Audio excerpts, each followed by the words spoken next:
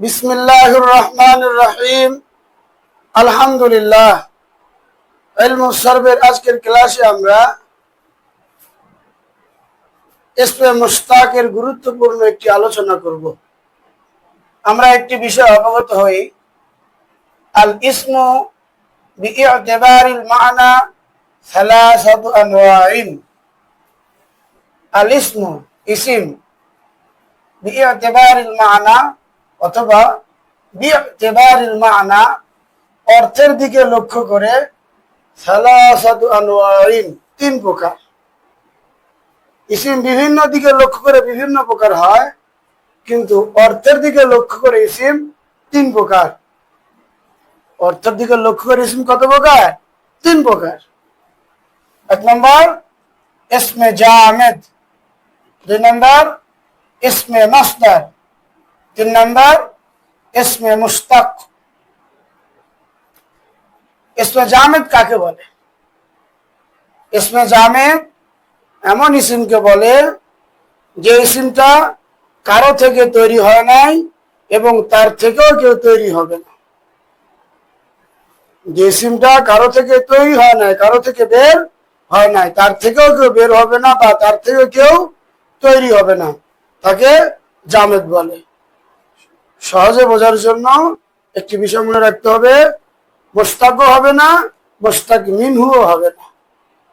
তাহলে মুশতাক মিনহু আর মুশতাক কাকে বলে?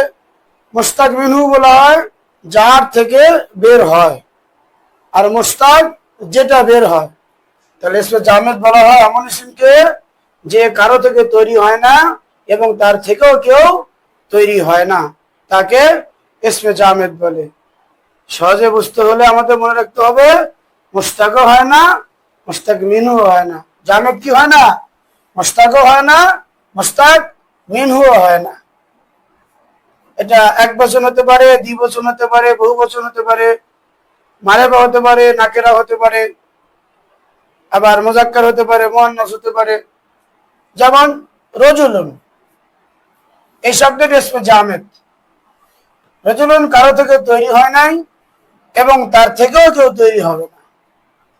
রজুলুন কারো থেকে তৈরি হয় নাই, তার থেকেও কেউ তৈরি হবে না। রজুলুন এক বচন, একজন ব্যক্তি।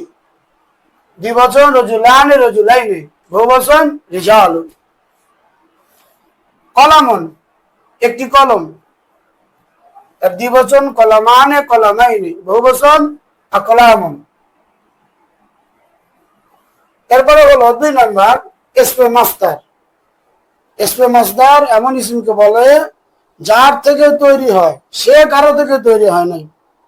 অর্থাৎ মুশতাক মিনহু হয়, মুশতাক হয় না।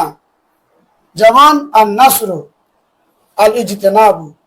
আর নাসরু থেকে আমরা নাজি বানাই নাসরা, মুজারে বানাই ইয়ানসুরু, আমর বানাই উনসুর, নাহি বানাই লা তানসুর, ইসমে ফাইল বানাই নাসিরুন, ইসমে মাফউল বানাই মানসুরুন, ইসমে যরফ বানাই মানসুরুন, ইসমে আলা বানাই মিনসুরুন, ইসমে তাফজিল বানাই আনসুরু।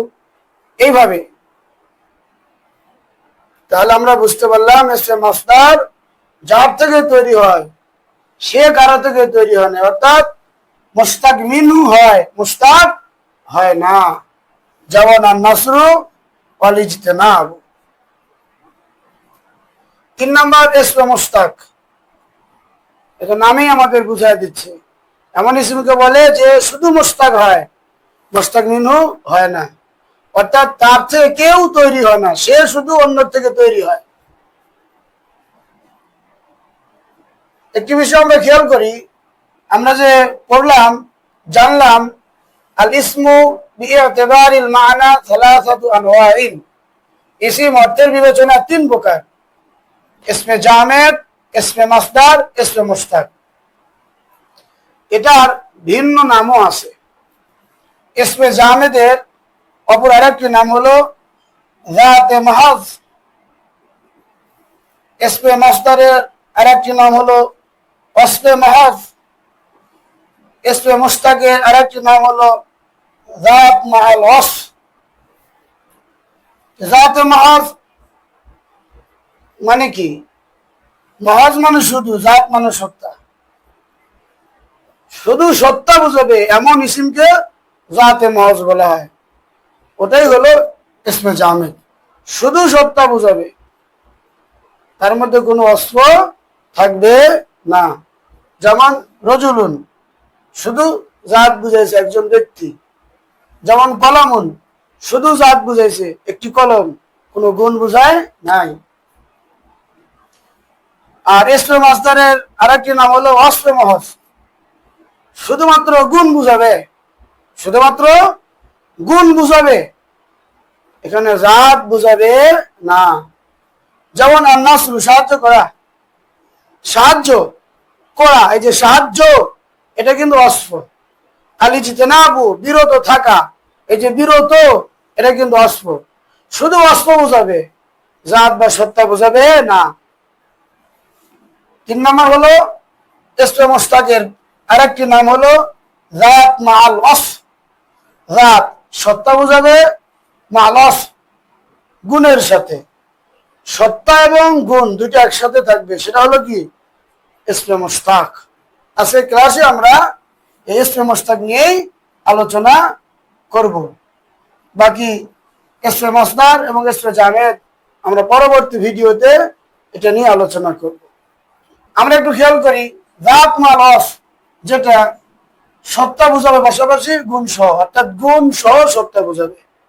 এমন ইসিম 7 প্রকার। ইসমে ফাইল যেমন নাসিরুন, 2 নম্বর ইসমে মাফউল যেমন মানসুরুন, 3 নম্বর ইসমে যরফ যেমন মসজিদুন, 4 নম্বর ইসমে আলা যেমন মিফতাহুন, 5 নম্বর ইসমে তাফজিল যেমন আনসারু, 6 নম্বর সিফাতে মুশাব্বাহ যেমন হাসানুন, 7 নম্বর ইসমে মুবালাগা যেমন আল্লামুন। এই যে জাত মাআল ওয়াসফ বা ইসমে মুশতাক 7 প্রকার, এটা আমাদের একটু বোঝার বিষয় আছে। কারণ আমরা বলতেছি জাত মাআল ওয়াসফ, অর্থাৎ যে ইসিমের সাথে সত্তার সাথে সাথে ওয়াসফ গুণ থাকবে, সেটাই মূলত ইসমে মুশতাক।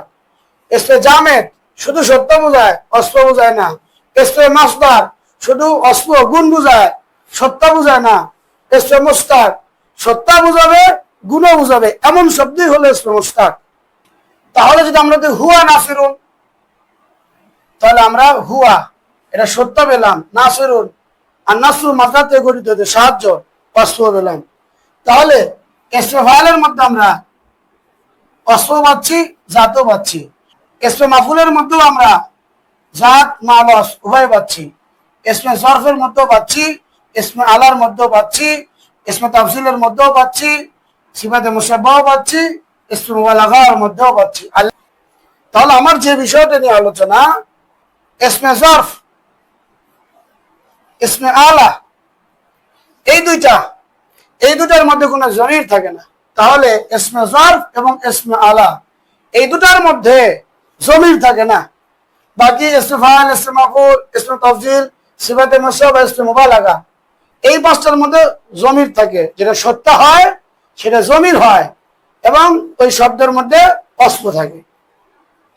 কিন্তু ইসমে যরফ এবং ইসমে আলা এই দুটার মধ্যে কোনো জমির থাকে না।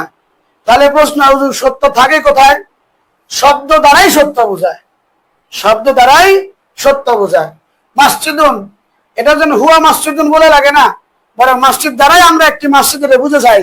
তাহলে ইসমে যরফ এটা শব্দ দ্বারাই সত্য বোঝায়, ভিন্ন করে জমি তার সত্যের প্রয়োজন হয় না। মিফতাহুন একটি চাবি, হুয়া মিফতাহুন সে চাবি, এটা বলার প্রয়োজন হয় না, কারণ মিফতাহুন দ্বারাই সত্য বোঝায়। তাহলে আমরা কি বুঝলাম? ইসমে ফাইল, ইসমে মাফউল, ইসমে তাফজিল, সিফাতে মুশাব্বাহ, ইসমে মুবালাগা, এটার জাতের জন্য, সত্তার জন্য আমাদের জমিরের প্রয়োজন হয়। আর ইসমে যরফ এবং ইসমে আলা এই দুটার মধ্যে জমির থাকে না, শব্দ দ্বারাই সত্য বোঝানো হয়। আল্লাহ তাআলা আমাদেরকে সহজে বোঝার তৌফিক দান করুন।